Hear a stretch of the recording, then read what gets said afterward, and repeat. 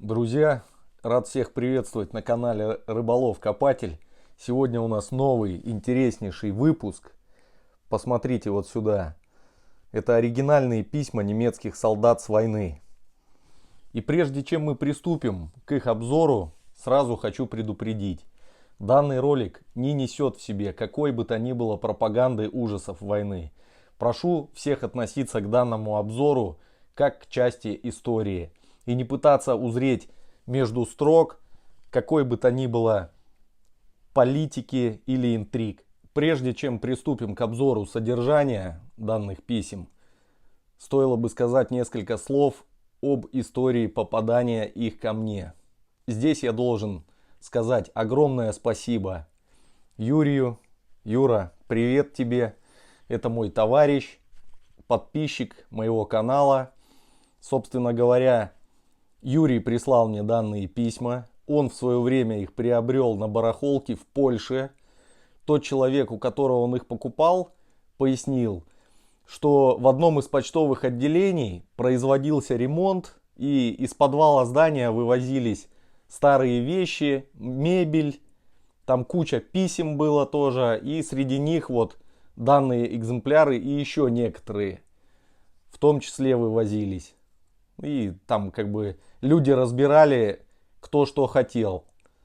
И вот эти письма были взяты там. Друзья, признаться, до тех пор, пока я не взял их в руки, не открыл эти конверты, не начал смотреть на то, как это написано, каким почерком, я и предположить не мог, что мне придется потратить очень много энергии.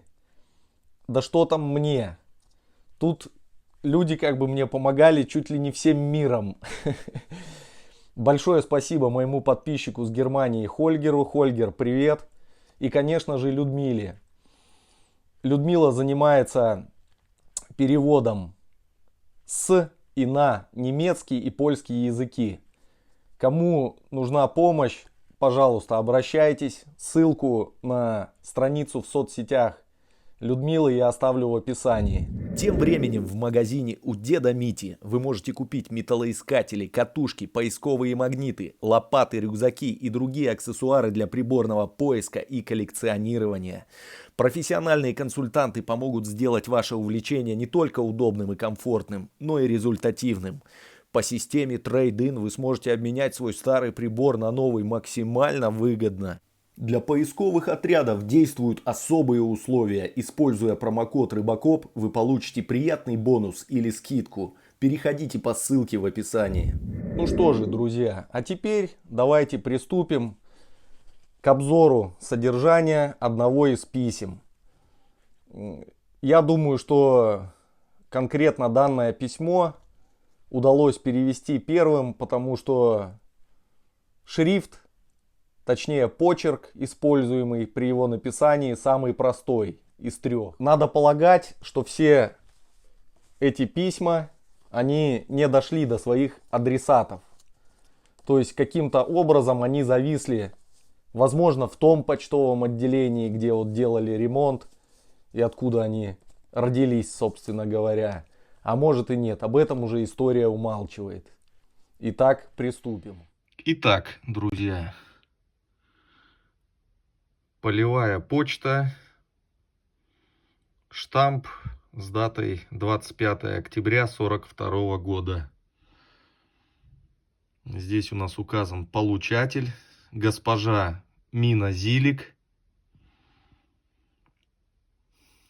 Потом сложное название населенного пункта Нидервёресбах-Нае, Рейнланд-Пфальц.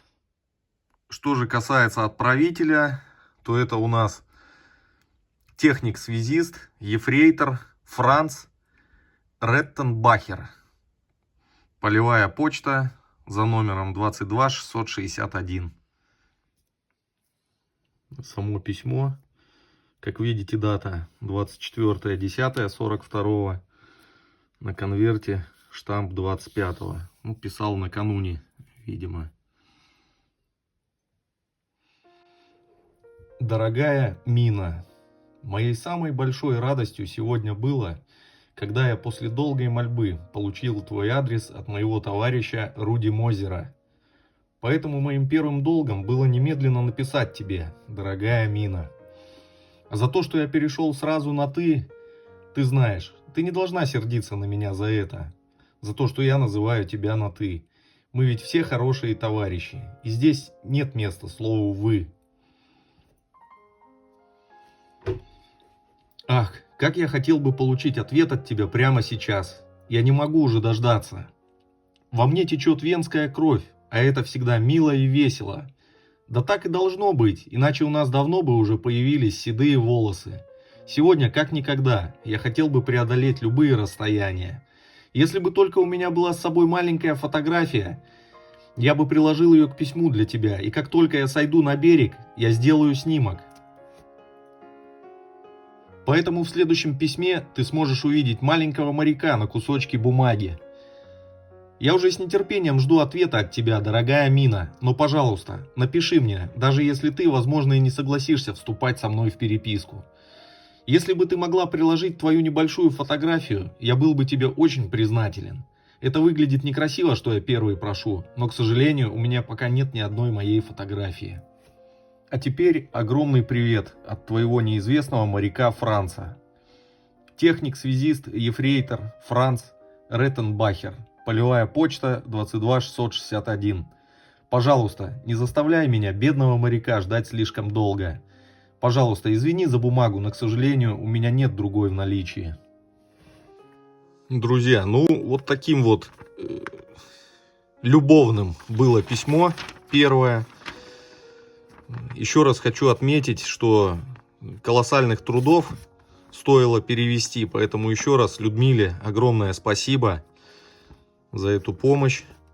Я надеюсь, что нам удастся и последующее письмо перевести, тем более оно, вот видите, здесь тоже адресовано Мина Зилик, получатель. То есть девушка на расхват была, надо полагать, и возможно даже вот эти ребята сослуживцы, что скорее всего. Вот. Работа над ним ведется, поэтому если все хорошо, то в скором будущем выйдет еще один ролик. Надеюсь, вам понравилось.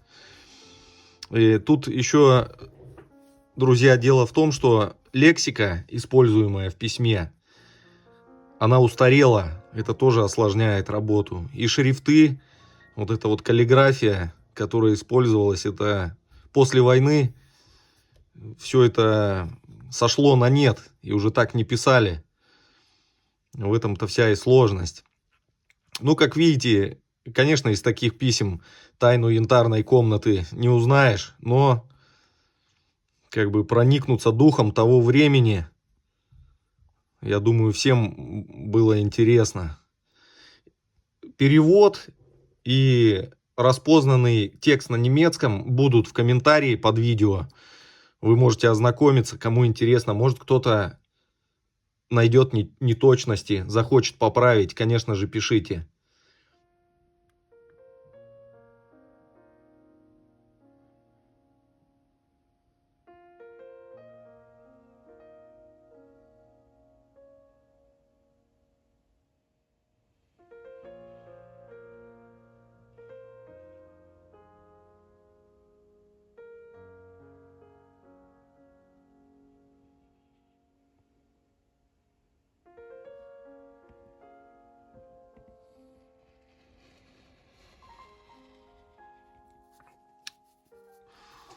Понимаю, что читать чужие письма некрасиво, но тем не менее данное видео направлено на ознакомление с историей, с нелегким духом того времени. Друзья, подписывайтесь на канал, чтобы не пропустить следующие видео. Пишите ваши комментарии. Все, всем спасибо за просмотр и пока.